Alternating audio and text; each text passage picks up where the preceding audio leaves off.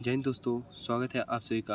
आरंभ है प्रचंड सीरीज की एक नई वीडियो में। इस वीडियो में हम बात करेंगे एडुटेरिया वस्तुनिष्ठ समान अध्ययन 5000 प्लस क्वेश्चन बुक की सेट नंबर 17।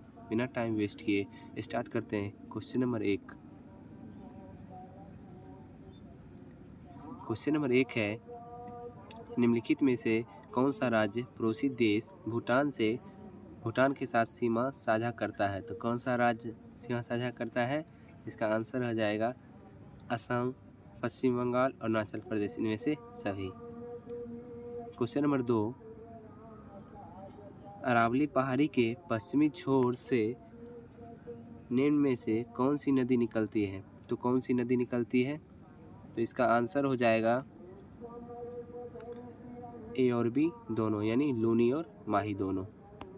3 है, सैडल पीक अवस्थित है। तो सैडल पीक कहाँ अवस्थित है? सैडल पीक अवस्थित है उत्तरी अंडमान में। क्वेश्चन नंबर 4, दिए गए विकल्पों में कौन कृष्णा की सहायक नदी नहीं है? तो कृष्णा की सहायक नदी नहीं है कौन सी? तो अमरावती है, पंचगंगा है, मूसी है, पेनगंगा कृष्णा की सहायक नदी नहीं है। क्वेश्चन नंबर 5, भारत में किस क्षेत्र की अत्यधिक असिंचित खेती की जाती है? किस क्षेत्र की अत्यधिक असिंचित खेती की जाती है? तो इसका आंसर हो जाएगा ऑप्शन नंबर सी, दक्कन का पठार। क्वेश्चन नंबर 6, उत्तरी मैदान में चलने वाली गर्म और शुष्क हवाएं जो पंजाब से लेकर बिहार तथा दिल्ली से पटना के बीच तीव्र होती है, इसे क्या कहते हैं? इसे कहते हैं लू। क्वेश्चन नंबर 7, निम्नलिखित में से कौन सी विशेषताएं विकासशील या विकसित देशों में समान नहीं होती? तो कौन सी विशेषताएं समान नहीं होती? तकनीकी उन्नति। क्वेश्चन नंबर 8, जीएसटी किस प्रकार का कर है? तो जीएसटी किस प्रकार का कर है पता ही होगा आपको। तो जीएसटी है अप्रत्यक्ष कर। क्वेश्चन नंबर 9, सार्वजनिक क्षेत्र में विनिवेश को क्या कहते हैं? तो सार्वजनिक क्षेत्र में विनिवेश को निजीकरण कहते हैं। क्वेश्चन नंबर 10, आय और उपभोग में किस प्रकार का संबंध है? तो आय और उपभोग में प्रत्यक्ष संबंध है। किस प्रकार का संबंध है? प्रत्यक्ष संबंध है। क्वेश्चन नंबर 11 देखते हैं।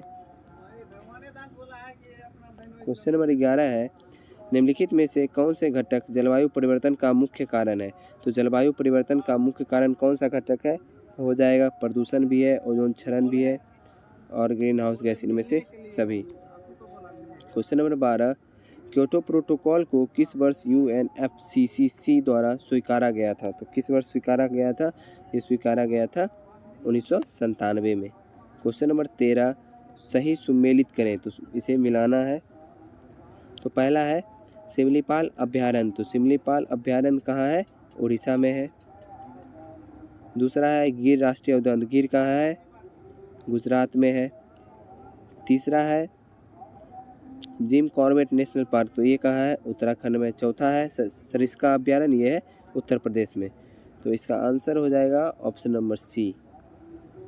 क्वेश्चन नंबर 14, सत्य फल किस में विकसित होता है? तो सत्य फल किस में विकसित होता है? तो ये विकसित होता है अंडाशय में। क्वेश्चन नंबर 15, कॉड लिवर तेल मुख्य रूप से किससे संबंधित है? तो कॉड लिवर तेल मुख्य रूप से विटामिन डी से संबंधित है।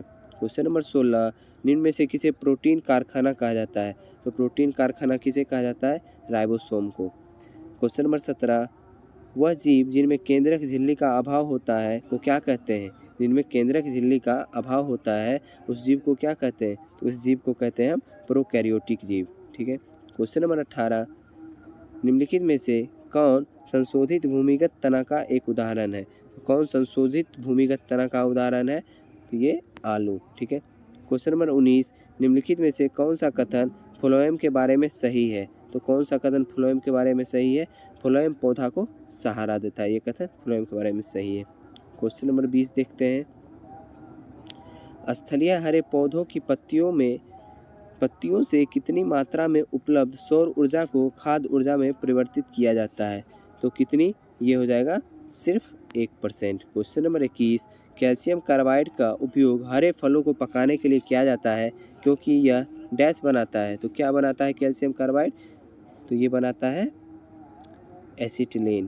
क्वेश्चन नंबर 22, एन कोष में अधिकतम इलेक्ट्रॉन की संख्या कितनी होती है? तो एन कोष में अधिकतम इलेक्ट्रॉन की संख्या 32 होती है। क्वेश्चन नंबर 23, आधुनिक आवर्त सारणी के उस समूह का नाम बताइए जिनमें ऐसे तत्व हैं जो सभी गैस हैं। तो कौन सा ये समूह है? तो ये समूह हो जाएगा समूह 18। क्वेश्चन नंबर 24, प्रेरक वो रासायनिक पदार्थ है जो जल में घुलकर मुक्त करते हैं। क्या मुक्त करते हैं? ये मुक्त करते हैं OH निगेटिव आयन। ठीक है। क्वेश्चन नंबर 25, स्थितिज ऊर्जा के प्रबंध में निम्न में से कौन सा कथन सत्य नहीं है? तो कौन सा कथन सत्य नहीं है? स्थितिज ऊर्जा क्रियाशील ऊर्जा है, ये भी सत्य नहीं है, यानी ये गलत है। ऊंचाई में परिवर्तन होने पर स्थितिज ऊर्जा में परिवर्तन नहीं होता है, ये गलत है। स्थितिज ऊर्जा संचित ऊर्जा नहीं है, ये भी गलत है। सभी असत्य है, यानी सब ऑप्शन गलत है स्थितिज ऊर्जा के बारे में। निम्नलिखित में से कौन सी तरंग अनुप्रस्थ तरंग नहीं है? तो कौन सी तरंग अनुप्रस्थ तरंग नहीं है? तो इसका आंसर हो जाएगा सर्पिलाकार स्प्रिंग में उत्पन्न तरंग जो है अनुप्रस्थ तरंग नहीं है।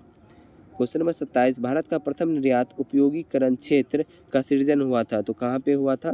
तो ये हुआ था कांडला में। क्वेश्चन नंबर 28, भारतीय पंचवर्षीय योजनाओं का प्रमुख उद्देश्य है। क्या उद्देश्य है? स्वावलंबन एवं विदेशी सहायता पर निर्भरता कम करना, ये पंचवर्षीय योजनाओं का उद्देश्य है। क्वेश्चन नंबर 29, भारतीय चारागाह एवं चारा अनुसंधान संस्थान स्थित है। तो चारागाह एवं चारा अनुसंधान संस्थान कहाँ स्थित है? झांसी में। क्वेश्चन नंबर 30, संविधान के किस अनुच्छेद के अंतर्गत किसी व्यक्ति से विदेश यात्रा के अधिकार को संरक्षण प्रदान करता है? तो कौन सा अनुच्छेद है? अनुच्छेद 21। क्वेश्चन नंबर 31 देखते हैं। क्वेश्चन नंबर 31 है, सेवा से अधिकार की अवधारणा सर्वप्रथम किस देश में प्रारंभ हुई थी? तो ये किस देश में प्रारंभ हुई थी? ये हुई थी ब्रिटेन में। क्वेश्चन नंबर 32 है, भारत के राष्ट्रपति अपने शक्तियों का प्रयोग करते हैं। तो भारत के राष्ट्रपति अपने शक्तियों का प्रयोग करते हैं सीधे अथवा अपने अधीनस्थ अधिकारियों द्वारा। ठीक है। क्वेश्चन नंबर 33 है, निम्नलिखित में से कौन एक गैर संवैधानिक निकाय है? तो कौन गैर संवैधानिक निकाय है ये बताना है। राष्ट्रीय मानवाधिकार आयोग, ये गैर संवैधानिक है। वित्त आयोग, ये संवैधानिक है। केंद्रीय अन्वेषण ब्यूरो, ये गैर संवैधानिक है। लोकपाल, ये भी गैर संवैधानिक है। 1, 3, 4 यानी option number C. Question number 34, जनसंख्या नियंत्रण एवं परिवार नियोजन संविधान की 7वीं अनुसूची के किस सूची का विषय है? तो किस सूची का विषय है? ये है संवर्ती सूची का विषय, जनसंख्या नियंत्रण एवं परिवार नियोजन। क्वेश्चन नंबर 35, राज्य सरकार का कार्यकारी अध्यक्ष संवैधानिक प्रमुख कौन होता है? तो राज्य सरकार का कार्यकारी अध्यक्ष या संवैधानिक प्रमुख कौन होता है? तो ये होते हैं राज्यपाल। क्वेश्चन नंबर 36, निम्नलिखित में से किस समिति या आयोग ने न्याय पंचायतों के गठन की सिफारिश की थी? तो कौन सी समिति थी? तो ये थी अशोक मेहता समिति। क्वेश्चन नंबर 37, मिलान करना है। ठीक है। तो किस देश से लिया गया है, कौन सा, तो उसके बारे में मिलान करना है। तो सबसे पहला है मंत्रिमंडलीय सरकार। तो मंत्रिमंडलीय सरकार किस देश से लिया गया है? ये ब्रिटेन से लिया गया है। ठीक है। दूसरा है केंद्र राज्य संबंध, ये किससे लिया गया है? कनाडा से लिया गया है। आपात उपबंध किससे लिया गया है? जर्मनी से लिया गया है। और मूल अधिकार अमेरिका से लिया गया है। तो इसका आंसर हो जाएगा ए। क्वेश्चन नंबर 38, सल्तनत काल में राजस्व विभाग का प्रमुख क्या कहलाता था? तो सल्तनत काल में राजस्व विभाग का प्रमुख कहलाता था वजीर। क्वेश्चन नंबर 39, चार बाग बनाने की परंपरा की शुरुआत किस शासक के समय में हुई थी? तो चार बाग बनाने के परंपरा की शुरुआत हुई थी अकबर के समय में। क्वेश्चन नंबर 40, मंदसौर अभिलेख निम्न में से किस शासक से संबंधित है? तो मंदसौर अभिलेख किस शासक से संबंधित है? यशोवर्मन से संबंधित है। क्वेश्चन नंबर 41, हेनसोंग के संबंध में कौन सा कथन गलत है? तो हेनसोंग के संबंध में कौन सा कथन गलत है ये बताना है। देखते हैं, हर्षवर्धन के शासनकाल में भारत आया था, ये तो सही है। इसका भ्रमण वृत्तांत सियुकी में वर्णित है, ये भी सही है। हेनसोंग ने बुद्ध की प्रतिमा के साथ साथ सूर्य एवं शिव की प्रतिमाओं का भी पूजन किया, ये भी सही है। यानी सब सत्य है, इसमें से कोई भी असत्य नहीं है। क्वेश्चन नंबर 42, सैंधव सभ्यता के प्रमुख स्थल रोपर किस नदी के किनारे स्थित है? तो रोपर किस नदी के किनारे है? सतलज नदी के। क्वेश्चन नंबर 43, उत्तरकालीन मुगल सम्राट में सर्वाधिक समय तक शासन किसने किया था? तो सर्वाधिक समय तक शासन किया था शाह आलम द्वितीय ने। क्वेश्चन नंबर 44, प्रमुख जैन तीर्थंकर में अरिष्टनेमी जो कि 22वें तीर्थंकर थे का प्रतीक चिन्ह क्या था? तो उनका चिन्ह था शंख। अरिष्टनेमी का चिन्ह क्या था? शंख। क्वेश्चन नंबर 45, लंगर व्यवस्था को किस सिख गुरु ने अस्थायी बनाया था? तो लंगर व्यवस्था को किस सिख गुरु ने अस्थायी बनाया था? गुरु अंगद। क्वेश्चन नंबर 46, निम्नलिखित गवर्नर जनरल में से किसने राजकीय कोषागार को मुर्शिदाबाद से हटाकर कलकत्ता लाया था? तो किसने लाया था? ये लाए थे वारेन हेस्टिंग। क्वेश्चन नंबर 47, पहली बार स्वराज शब्द का प्रयोग कब किया गया था? तो पहली बार स्वराज्य शब्द का प्रयोग किया गया था 1906 ईस्वी में। क्वेश्चन नंबर 48, आर्थिक सहयोग और विकास संगठन का मुख्यालय कहाँ है? तो आर्थिक सहयोग और विकास संगठन का मुख्यालय पेरिस है। क्वेश्चन नंबर 49, 49वीं समानांतर रेखा किन दो देशों की अंतर्राष्ट्रीय सीमा रेखा है? तो 49वीं समानांतर रेखा ये है यूएसए और कनाडा की। क्वेश्चन नंबर 50 देखते हैं इस सेट का लास्ट क्वेश्चन, निम्नलिखित में से कौन मूल राशि नहीं है? तो कौन मूल राशि नहीं है? आयतन मूल राशि नहीं है। सेट समाप्त हो चुका है, लेकिन इसमें कुछ इंपॉर्टेंट पॉइंट है, उसे भी हम लोग देख लेते हैं। सैयद वंश के संस्थापक कौन थे? ख़िज़्र खां। इसने ख़िज़्र खां ने कौन सी उपाधि धारण की थी? रैयत-ए-आला की उपाधि धारण की थी। लोधी वंश के संस्थापक कौन थे? बहलोल लोधी। 1504 ईस्वी में आगरा शहर की स्थापना की थी, किसने किया था? तो सिकंदर लोधी ने किया था। सिकंदर लोधी ने मुसलमानों को तजिया निकालने एवं मुस्लिम महिलाओं को मज़ार पर जाने से प्रतिबंधित कर दिया था। इसने गुलरुखी शीर्षक से फारसी कविताओं की रचना की थी। सल्तनत काल में अंतर्राष्ट्रीय बंदरगाह के रूप में प्रसिद्ध था देवल। विजयनगर साम्राज्य के संस्थापक कौन थे? हरिहर एवं बुक्का। विजयनगर की राजधानी कहाँ थी? हम्पी थी। इस वंश के शासक बुक्का प्रथम ने वेदमार्ग प्रतिष्ठापक की उपाधि धारण की थी। देवराय प्रथम के शासनकाल में इटली यात्री निकोलो कांटी विजयनगर आया था। ठीक है। देवराय द्वितीय के शासनकाल में फारसी राजदूत अब्दुल रज्जाक विजयनगर आया था और देवराय द्वितीय को जगबेटकर की संज्ञा दी गई। कृष्णदेव राय के शासनकाल में पुर्तगाली यात्री डोमिगोस पायस विजयनगर आया था। कृष्णदेव राय के शासनकाल में पुर्तगाली यात्री बारबोसा विजयनगर आया।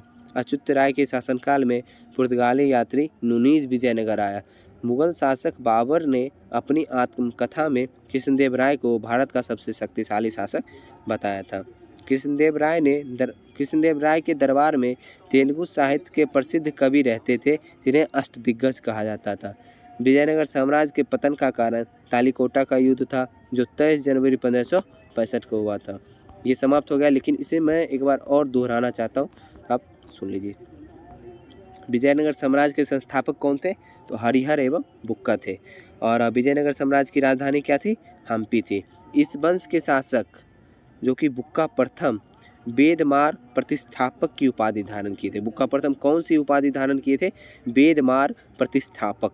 दूसरा पॉइंट है, देवराय प्रथम के शासनकाल में इटली यात्री निकोलो कांटी विजयनगर आया था। तो निकोलो कांटी जो था इटली की यात्री, वो किनके शासनकाल में विजयनगर आया था? तो देवराय प्रथम के शासनकाल में। तो देवराय द्वितीय के शासनकाल में कौन विजयनगर आया था? तो वो था फारसी राजदूत अब्दुल रज्जाक। अब्दुल रज्जाक जो था फारसी राजदूत, वो किनके शासनकाल में विजयनगर आया था? देवराय द्वितीय के शासनकाल में। देवराय द्वितीय को किसकी संज्ञा दी गई थी? जगबेटकर की संज्ञा। जगबेटकर की संज्ञा किन्हें दी गई थी? देवराय द्वितीय को। कृष्णदेव राय के शासनकाल में पुर्तगाली यात्री डोमिगोस पायस विजयनगर आया। पुर्तगाली यात्री डोमिगोस पायस किनके शासनकाल में विजयनगर आया था? तो कृष्णदेव राय के शासनकाल में। कृष्णदेव राय के शासनकाल में पुर्तगाली यात्री बारबोसा विजयनगर आया था। तो बारबोसा जो है पुर्तगाली यात्री और डोमिगोस पायस जो है पुर्तगाली यात्री, ये दोनों किनके शासनकाल में विजयनगर आया? तो कृष्णदेव राय के शासनकाल में विजयनगर आया था। कौन कौन? डोमिगोस पायस और बारबोसा। अच्युत राय के शासनकाल में पुर्तगाली यात्री नुनीज विजयनगर आया था। तो नुनीज जो है पुर्तगाली यात्री, वो किनके शासनकाल में विजयनगर आया था? तो अच्युत राय के शासनकाल में। मुगल शासक बाबर जो है अपनी आत्मकथा में किसे भारत का सबसे शक्तिशाली शासक बताया था? तो कृष्णदेव राय को सबसे शक्तिशाली शासक बताया था। कृष्णदेवराय के दरबार में तेलुगु साहित्य के प्रसिद्ध कवि रहते थे। उन्हें क्या कहा जाता था? तो उन्हें अष्टदिग्गज कहा जाता था। विजयनगर साम्राज्य के पतन का कारण क्या था? तो तालिकोटा का युद्ध था, जो कब हुआ था? 23 जनवरी 1565 को हुआ था। कब हुआ था? 23 जनवरी 1565 को हुआ था। तो आज का सेट यहीं समाप्त हो चुका है। अगर आप लोग को अच्छा लगा है तो वीडियो को लाइक कर दीजिएगा। चैनल पे नया है तो चैनल को सब्सक्राइब कर लीजिएगा। और कितने आंसर आपके सही होते हैं ये कमेंट में ज़रूर बताइएगा। मिलते हैं अगली वीडियो में। जय हिंद।